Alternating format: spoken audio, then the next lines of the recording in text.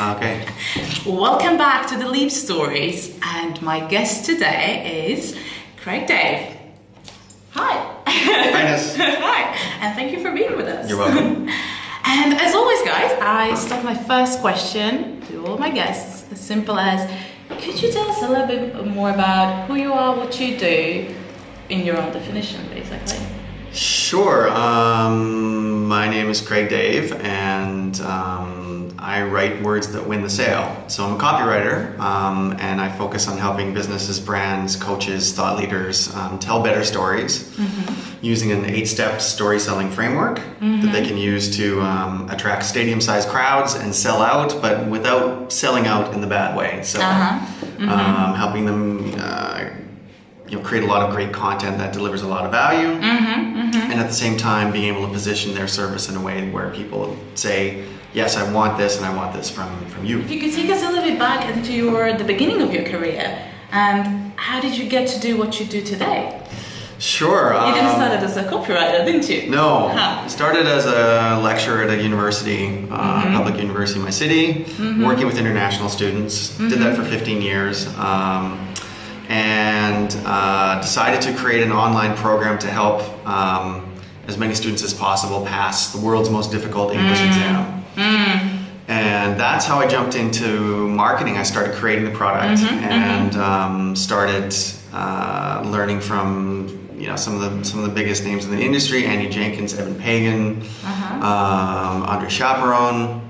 Loved it. Loved being taught. Loved being on the other side of the table for a while, and then managed to place 3rd place in a copywriting competition with Digital Marketer, and that's when really everything changed. I knew that I loved writing. I find it incredibly energizing and unique and strange and weird challenge with every product that I write about. But that was a big shift.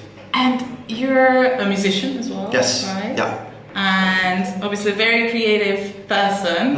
And could you tell maybe a little bit like what are all the opportunities you've had in your life, all the jobs you had in your life have in common, or what has been the driving force for you, like almost like your personal fuel? What makes you you? I think the common thread that runs through everything has been curiosity and creativity. And I think that I'm very curious about the creative process in the sense that, even as a musician, everything I do, I play by ear. And I just need to get out of the way many times. So anytime that I've, made a move towards having more freedom. So at the university, I was choosing a job where I was only working for 3 hours a day and getting paid for 4 hours of flex time.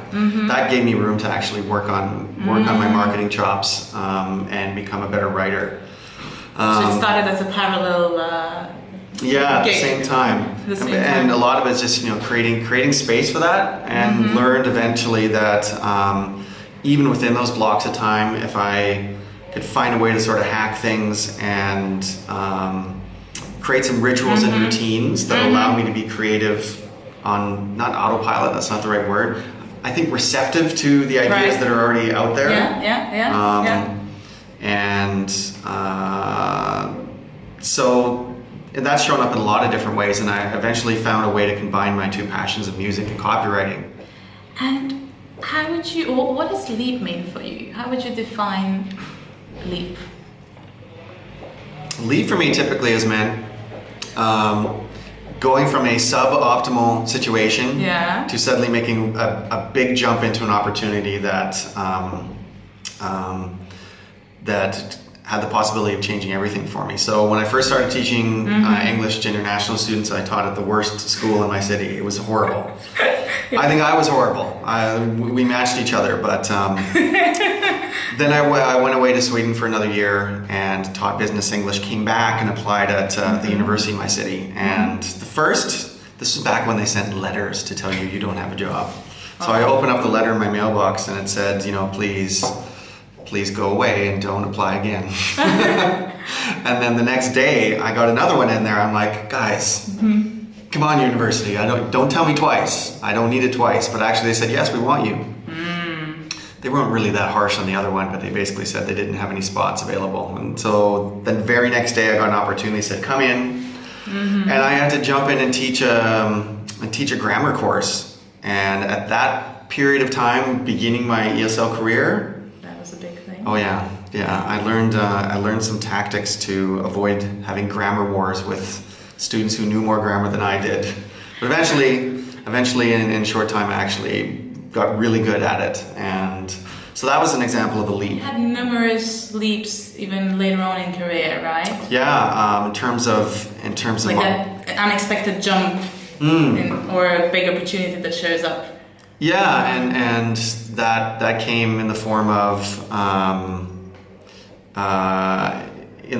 applying for a copywriting job with Digital Marketer. And on a whim, I thought I'm just going to put together a CV here, a visual CV of some of the stuff that I've done and send it out. And I got all the way down to the top 3. Had an opportunity to talk with the CEO who I'd been learning from all of his products for years and years and years. Wow. And that actually, I was able to turn that into a testimonial. And that opened even more doors. So that's another leap.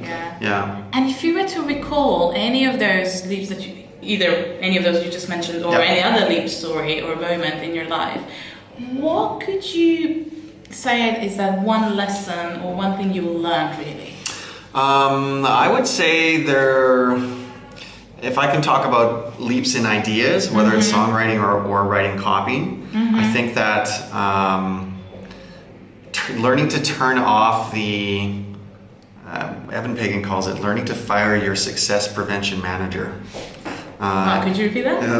So you need to fire your internal success prevention manager. That's the voice inside of you that says, no, don't do it, stay safe. And so learning to really withhold judgment, work on something for a period of time. Creativity isn't a linear process. It's it involves more divergent thinking. So it's often just a matter of creating a container where you can explore those ideas safely, not really judge what's going on, and then take a break, come back to it, even come back to it in 10 minutes later, and interestingly, the idea seems to pop out of there. Often not even from the things that I did in the first part, but something in that first part that led me to discover something else, and then there's the hook. So whether it's a hook in a hit song or a hook in writing sales copy, that process I found is the same, and it's very energizing. Interesting. So when I need to re-energize, often I will, since copywriting is the focus, I feel great about taking a break for a couple of hours and just working on a song. Because I come out of it feeling energized. And I feel like I can do the other thing. And then you put that into your work. Yeah. Thank you for joining us at Leap Yes, Stories. I enjoyed this a lot. Thank you. Love what you guys are doing. It's great. And thank you for watching. Till the next Leap Story from Barcelona. Besos. Bye.